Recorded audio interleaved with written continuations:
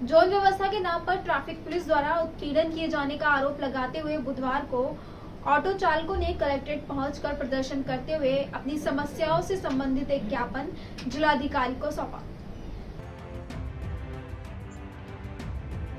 Zone व्यवस्था के नाम पर ट्रैफिक पुलिस द्वारा उत्पीड़न किए जाने का आरोप लगाते हुए बुधवार को ऑटो चालकों ने कलेक्ट्रेट पहुंचकर प्रदर्शन करते हुए अपनी समस्याओं से संबंधित एक ज्ञापन जिलाधिकारी कार्यालय में सौंपा है।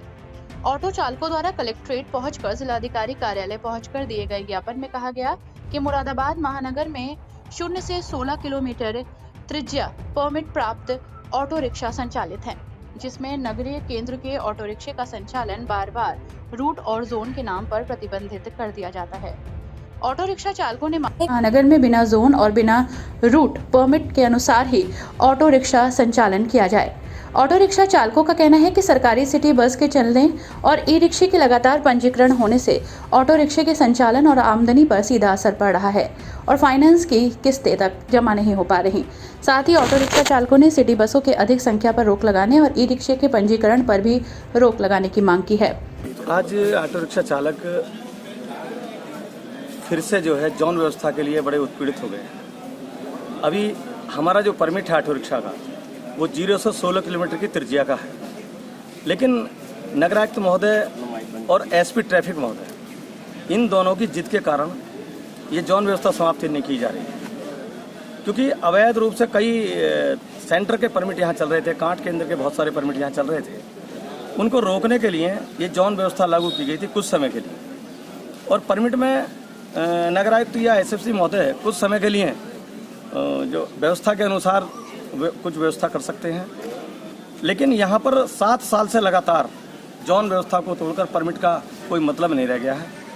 और अब जो है कमिश्नर महोदय, डीएम साहब से, आरटीओ साहब, सभी लोगों से हम लोगों ने निवेदन किया और ज्ञापन पत्र दिए, बैठकें भी हुई। उन बैठकों में निर्णय लिया गया कि अब उनको लंबे रूट दे दिए जाएंगे और अब कोई जोन नहीं बनेगा, ऐसा जो है हमें आश्वस्त किया गया था और ये मीटिंग में तय भी हुआ। लेकिन 4 दिन पहले से फिर जोन व्यवस्था पर चालान शुरू कर दिए हैं और हमारे परमिट का की जो शर्तें हैं, जो नियम हैं, जो परमिट दिया गया उसका खुला उल्लंघन अधिकारी करना है। ई रिक्शाओं का रजिस्ट्रेशन बहुत भारी संख्या में हो गया, जिससे शहर में बड़ा जाम है। सिटी बसें चली हैं, सरकार की बहुत अच्छी व्यवस्था है, लेकिन मुरादाबाद में संख्या से ज़्यादा बसें भेज दी गई हैं। हमने डिमांड की है कि जो 15 अभी चल रही हैं उन्हीं को चलने दें और 10 पर रोक लगाई जाए। तो जब चूँकि शहर बड़ा होगा फिर बाद में संख्या बढ़ाई जा सकती है। हमारे जो परमिट हैं वो अभी ऑटो रिक्शा के परमिट वर्ष 2010 में ही बंद कर दिए गए थे और तब से लेकर अभी तक कोई सिटी का परमिट, शहर में चलने वाला ऑटो रिक्शा का परमिट नहीं खोला है। तो हमारी संख्या तो ज्यों की त्यों ही है। ये कई गलत निर्णयों के कारण प्रशासन के ऑटो चालकों को उत्पीड़न हो रहा है। जो अभी ऑटो नए लिए हैं, जब 10 साल में बदल दिया जाता है, तो वो सब लोन पर है और फाइनेंस पर है। फाइनेंस की किस्त जमा करने में लोगों को परेशानी आ रही है। मैं धरना प्रदर्शन या विरोध का समर्थक नहीं हूँ, लेकिन जहाँ उत्पीड़न का विषय है तो मैं भी सरकार में कहीं ना कहीं सरकार बनवाने में हम लोगों की कहीं भागीदारी रहती है और हमारी भी जिम्मेदारी है। तो ठीक तरीके से सरकार चले।